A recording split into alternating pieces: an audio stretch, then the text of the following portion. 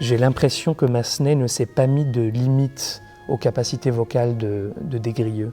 Il a vraiment donné à ce rôle des possibilités assez infinies, ou vraiment de grandes possibilités, que ce soit dans Saint-Sulpice, que ce soit à Transylvanie, ou que ce soit dans les deux premiers actes qui sont vraiment qui sont très très intimes. C'est la découverte, c'est la rencontre, il y a quelque chose d'extraordinaire là-dedans.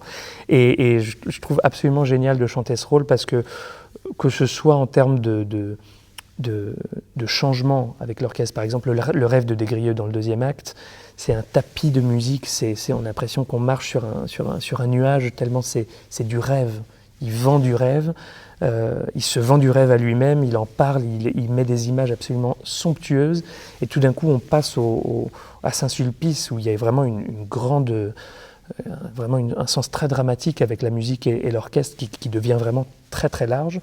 Mais je pense que c'est toujours la même voix, et c'est ça que j'aime beaucoup dans ce rôle, c'est qu'en fait j'ai l'impression qu'il n'y a pas de limite aux capacités, pas aux capacités du chanteur, mais à ce que Massenet s'est imaginé en composant ce rôle, qui est beau, c'est un beau rôle en fait, c'est un beau rôle à défendre, c'est une belle personne, c'est quelqu'un qui y croit, c'est pas seulement un rêveur, mais c'est quelqu'un qui se bat, qui veut croire que Manon peut changer, ou que même si Manon ne change pas, lui il veut aimer la Manon qu'il aime dans sa tête. C'est un grand rêveur, et c'est pour ça qu'il y a une dimension imaginaire dans le rôle de Des-Grieux qui est absolument fantastique. Le répertoire français est souvent pas forcément mal défendu, mais les gens ne prennent pas le temps de le travailler, parce que c'est une langue pas facile à parler.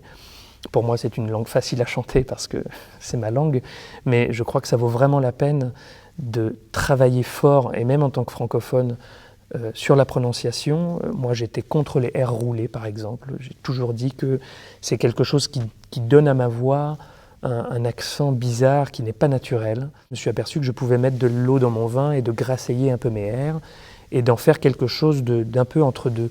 Ça, c'était un travail vraiment de flexibilité mentale, de retravailler les rôles que je travaille en français pour que ce français soit toujours intelligible, mais un tout petit peu plus opératisé, si je peux me permettre, ou opérisé, de façon à aller un peu plus dans la tradition. Je pense que la langue française offre plus de possibilités, plus de nasal, plus de couleurs que l'italien. Peut-être c'est plus facile de chanter l'italien, c'est plus évident, c'est plus... je ne vais pas dire que c'est monochrome, parce que ce serait insulter la langue italienne qui est magnifique et que j'adore chanter. Mais pour moi, la richesse qu'il y a dans une langue comme la langue française ou la langue russe, c'est justement toutes ces possibilités qui existent. Je pense tant qu'on a la flexibilité de travailler sur un texte, chanter, susurrer en voix mixte, en voix pleine, il y a plein de possibilités qui s'offrent à nous en tant qu'artistes, et on a vraiment la chance de découvrir des choses. Et même moi qui suis francophone et qui ai travaillé Manon, le rôle de Des-Grieux pendant des années, en le faisant, en y travaillant, j'ai découvert des nouvelles choses. Et c'est pas parce que c'est ma langue que je sais tout, mais justement parce que je pense qu'il y a beaucoup de choses à découvrir. On parle le français et on devrait pouvoir le chanter, on devrait le défendre de la même manière et avec la même précision qu'on la parle. Et c'est très important pour moi d'amener ça sur scène et de montrer que c'est pas seulement un exercice vocal, mais c'est aussi un exercice de style, et de faire comprendre, de rendre intelligible mon histoire et ce que je raconte avec toutes les couleurs que j'ai. Ça, c'est vraiment un point d'honneur pour moi de travailler là-dessus et de l'amener au public. Pour moi, Manon, c'est une pièce parfaite, en fait. C'est une pièce parfaite pour moi à défendre en termes de caractère, en termes de rôle. Du début à la fin, je prends mon pied, en fait, en chantant ça.